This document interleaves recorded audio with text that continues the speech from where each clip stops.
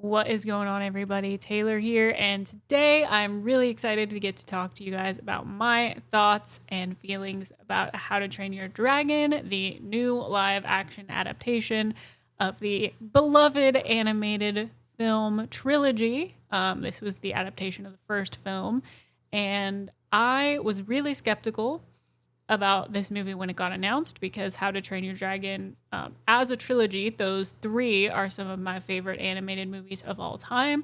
I think they're so beautifully animated, and the animation still holds up after all this time and after all the advancements that have kind of been made. I guess if you want to call them advancements. The voice cast, incredible across the board. The story, incredible across the board. The dragon designs, the world building, the lore, it's all so fantastic. And so choosing to take that on and turn it into a quote unquote live action movie with the still animated dragons, obviously, it's a tall task. And I actually was pleasantly surprised by this movie. I'm not usually a huge fan of live action adaptations. There are a couple exceptions that I really, really love.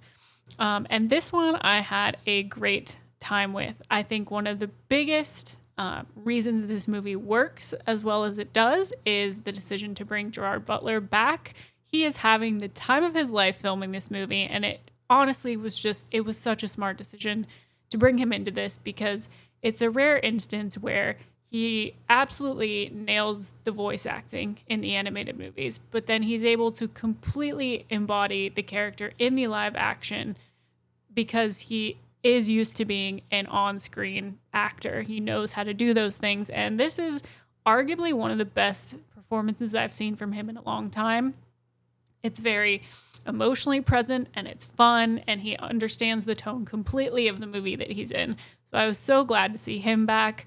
The chemistry that he has with Mason Thames, who steps into the role of Hiccup here, is another big part of why this version really works. The tension between the two is palpable. If you've seen the original animated, you knew that there was going to be basically constant disagreement from them about Hiccup's place in their society, about his goals and aspirations and who he is as a person and who he wants to be as a person. And Thames plays the character with just the right amount of awkwardness, and he's endearing, and he's got a little bit of charm, and he's super sincere. And I just think that there's enough there to, one, support the character that you're familiar with. If you are already familiar with Hiccup as a character, I think you're going to see Mason's performance and be really happy with what he did there.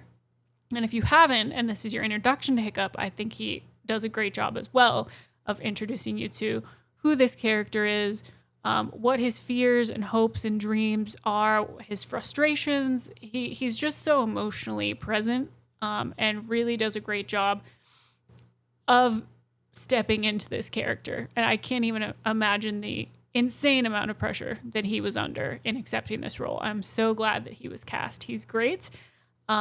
Toothless is absolutely adorable. As always, I think they completely nailed the aesthetics and the energy of the character, and the way that he interacts with the characters in the world around him is so believable, and it's so whimsical and fun.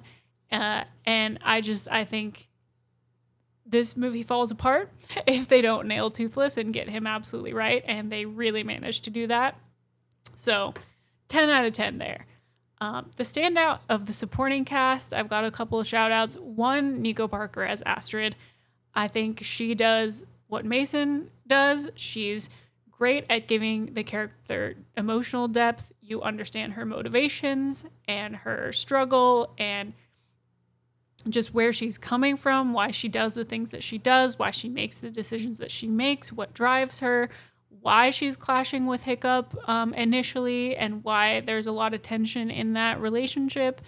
And I really think that as the movie goes along, her and Mason have really cute, really fun chemistry together. And I'm really actually very excited to watch them continue to explore that dynamic as they finish out this trilogy, which I'm pretty sure the second movie was announced before this movie even actually came out. So I'm assuming we are getting the trilogy. And with Nico and Mason at the helm of it, that makes me really, really excited. I think they're both adorable. They both really understand these characters, and what made them interesting and endearing and fun and relatable in the animated version of the movie while still making them their own, with the certain little eccentricities and things that they add. So love that. The other standout for me here in the supporting cast, other than Gerard Butler, was Gabriel Howell as Snoutlout. I think he's super fun. He's got some great like one-liners, and I really think he fits in well with the tone of the movie, with the comedic beats that he's got going on. He's great. The rest of the supporting cast I didn't really love. I think they were okay. I think the humor didn't work as well with a lot of them, but I'm hoping as we move forward with this team, there'll be some chemistry built between them all in the second movie, and maybe the dynamic will work a little bit better for me. That was kind of the one little disappointing thing I think for me, was I find all the supporting characters really amusing and ridiculous and fun in the animated version. I don't really think that was the case for me here. John Powell once again came through with the score as we all knew that he would. The animated movies have some of the best scores just of all time. So that was one of the elements here that I was most excited to get to experience again, just because it's incredible. It's truly incredible. And so that really is another element of this film that works spectacularly well. And I really, I had a great time. And I know a lot of people are going to be like, well, it's basically a shot-for-shot remake. Like, if you're going to do that, what's the point? Why do we need this movie? And if you feel that way, that's totally valid. And I can't really fault you for feeling that way. To me, as someone who's really not a huge fan of live-action remakes most of the time, this one just got to me. At the end, I was crying. It got me emotionally. I feel like the actors that they put in it, like I said, for the most part, the ones that were shouldering the movie, that were the leads here, they were really putting in solid performances. They were making those emotional beats work, and they were in it. Like, I don't know. It just, they won me over. They sold me on it, and the score and the characters that I already loved.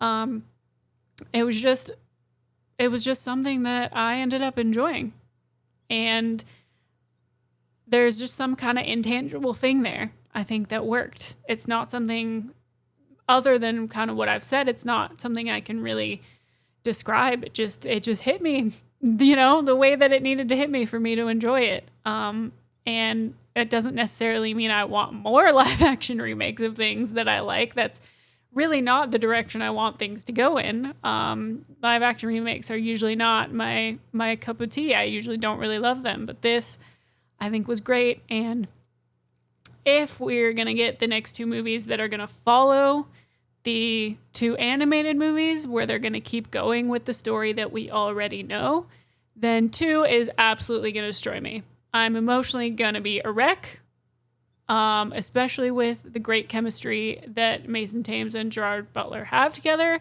I'm not going to say anything more in case it's a spoiler to some people, but if you know, you know. What did you guys think of this movie? Do you like the animated versions? Have you seen them? How do you think this holds up? I would love to hear all your thoughts in the comments. Thank you guys so much for checking out this review. If you want to find me on social media, all my links are down in the description, and I will see you all next time.